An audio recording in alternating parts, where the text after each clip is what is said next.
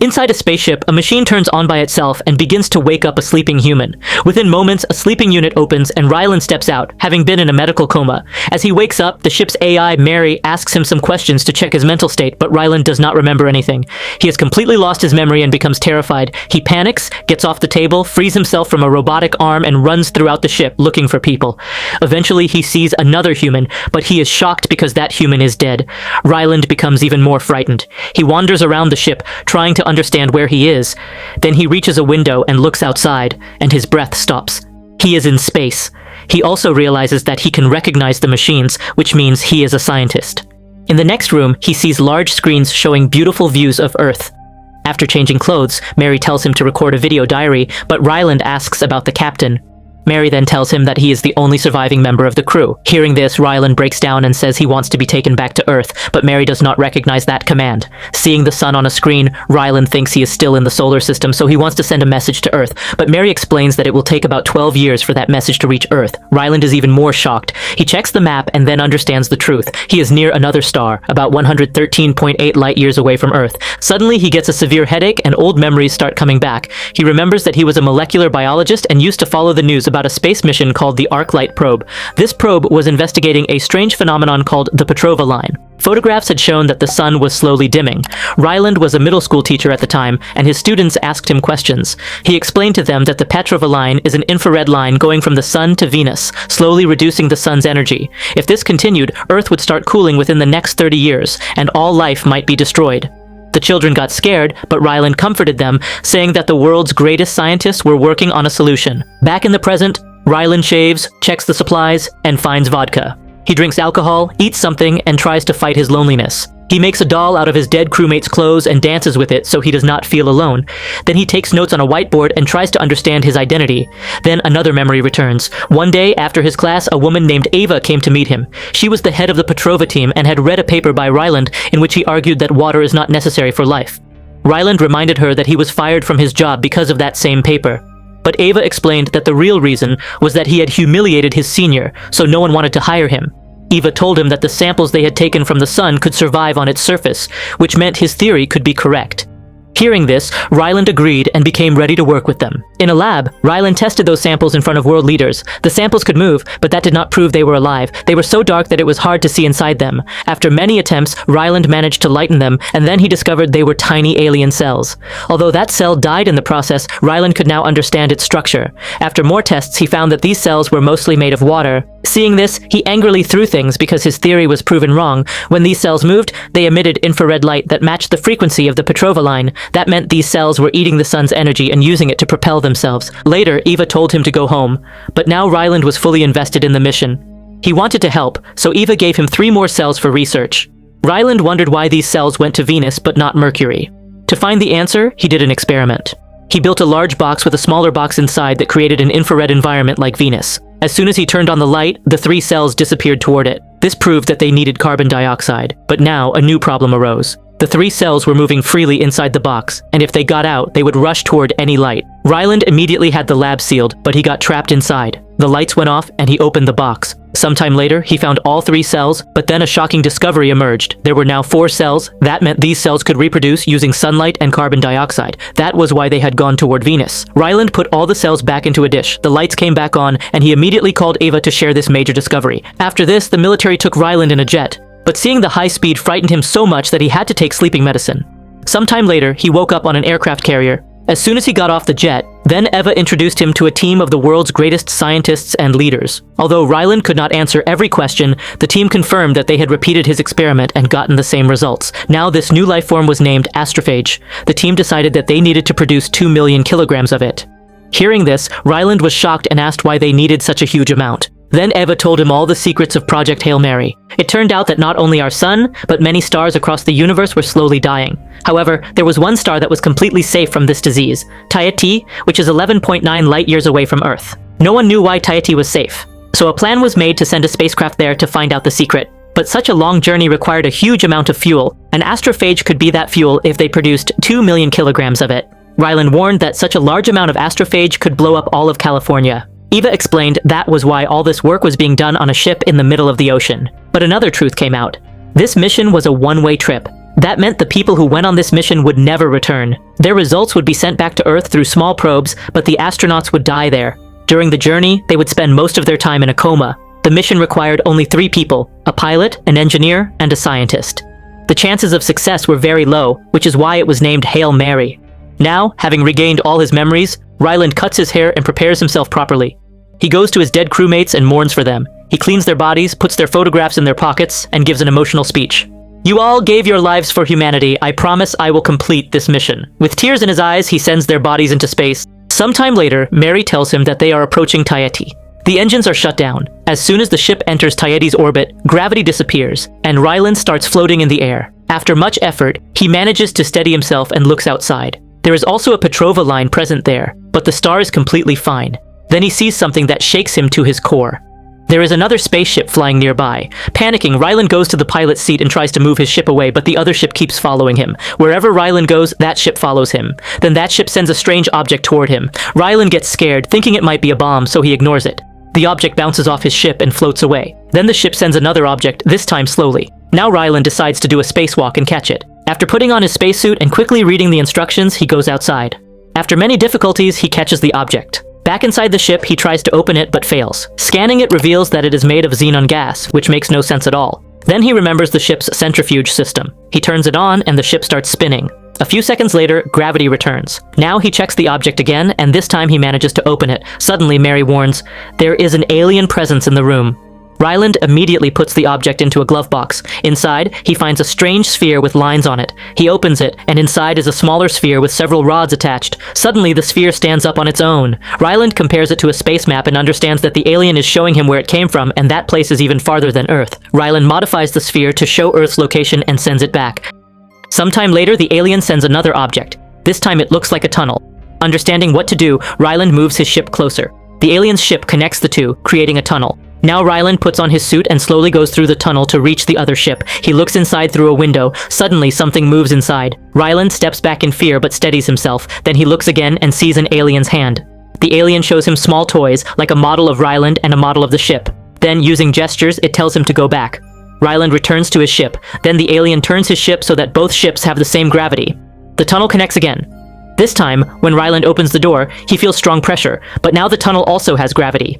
He moves forward, putting up lights, and reaches the window, showing a model of the ship made from noodles. This time, the alien comes closer, and Ryland sees that it looks like a moving, walking rock. As soon as Ryland says, "Hi," the alien makes a scary sound, causing Ryland to scream in fear and pick up a tool to defend himself. The alien also gets scared and steps back. Ryland immediately apologizes. Now, whenever Ryland moves his hand or body, the alien copies him. Within a short time, the two start making strange movements, and this strange encounter slowly begins to turn into a friendship. Then the alien starts tapping its finger on the window, so Ryland does the same. After some time, Ryland realizes that the alien is gesturing behind him because he has left another message. Ryland opens it and finds a strange collar inside. The alien repeatedly gestures for him to take off his helmet, but Ryland refuses.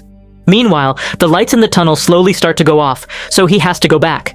But as he leaves, he understands that the collar is made of 2 round rings, and each ring has 8 sections. That means it is a symbol for oxygen. The alien is telling him that the air in the tunnel is breathable. At first, Ryland thinks this is very risky, but after some hesitation, he takes off his helmet, and surprisingly, he can breathe comfortably. Later, on his own ship, Ryland studies the first message and understands that it was the Petrova line itself. That means this alien is also studying the same thing, because his planet's sun is also dying. Now Ryland goes back into the tunnel and tells the alien that they should work together. But first, they need to find a way to communicate. He thinks math is a universal language, so he shows a measuring tape. The alien takes it but only plays with it like a toy. Then Ryland shows him a clock, but there is no reaction. Then Ryland realizes that the alien's ship is dark, and the creature has no visible face. He guesses that the alien is blind and uses echolocation to understand things. He names the alien Rocky. Then Ryland goes back to his ship and modifies the clock so that its numbers stick out and can be felt. When he shows it to Rocky, Rocky is able to see numbers for the first time and does a little happy dance. Ryland tries to teach him a thumbs up, but the shape of Rocky's arms only allows him to do a thumbs down.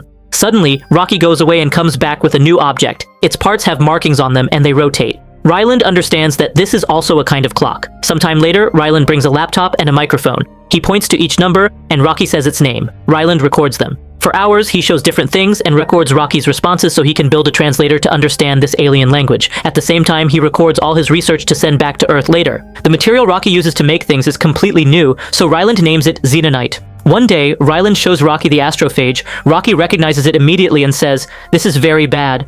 This makes it clear that both of them are on the same mission. Rocky happily says that he is no longer alone. He also had a team, but they all died, just like Ryland's.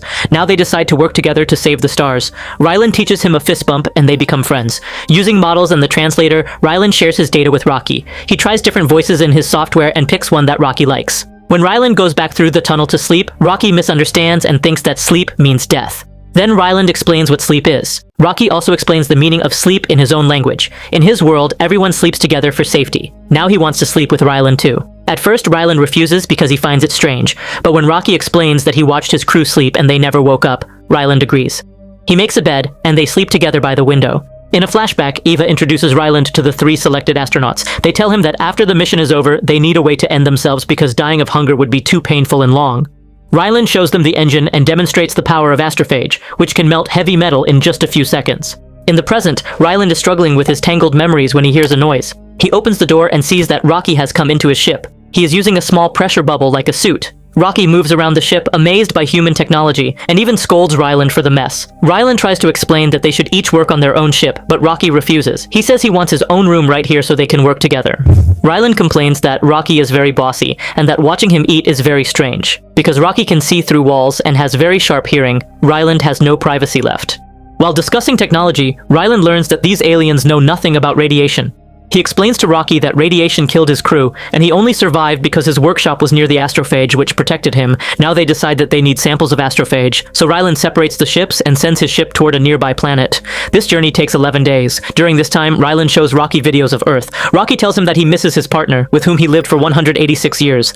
In another flashback, Ryland is on the ship with his crewmates, but he feels uncomfortable and goes outside. There he meets Eva. He tells her that it is strange how happy everyone is when they are heading toward their own deaths. Eva explains that their friendship and togetherness give them the strength to face this reality. In the end, they both go back to the bar, and Eva even takes up a karaoke challenge as a joke.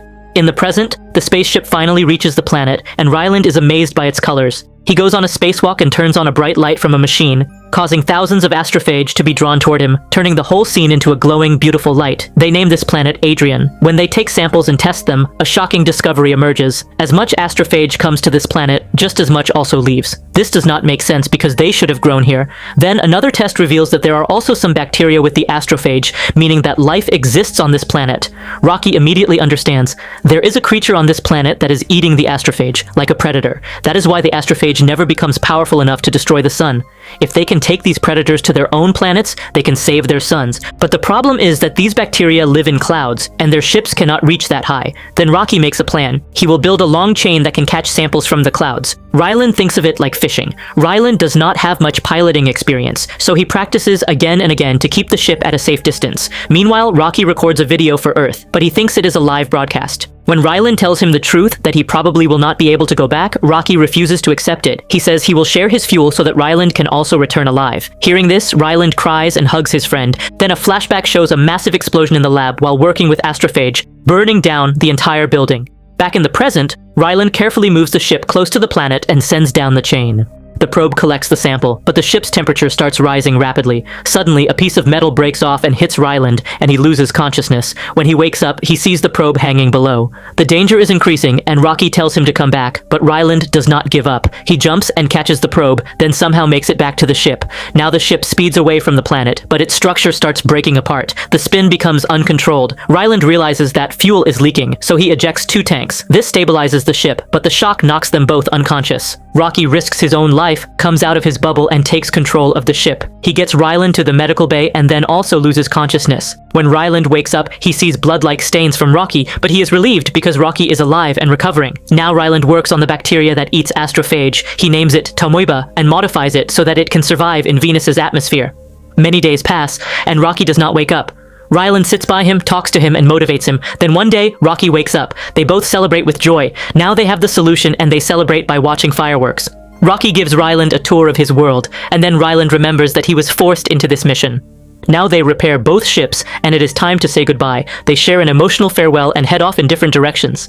But then Rylan discovers that Tamuba has escaped its container, and Rocky's ship is made of xenonite, which this bacteria can eat. That means Rocky is in danger. Now Ryland has only two choices: save Earth or save his friend Rocky. Without hesitation, he decides to save Rocky. He sends all the data and bacteria to Earth and heads toward Rocky. Many days later, he reaches Rocky's ship, bangs on the door, and Rocky lets him inside. Years later, that data reaches Earth, and humanity is saved. On the other side, Rocky's planet is also saved. Rylan starts living there, learns the alien language, and begins teaching young alien children. And when he gets the chance to return to Earth, he refuses because he has now found his home. So friends, I hope you liked this video. If you liked the video, then like, share, and subscribe to the channel. See you in the next video. Till then, bye.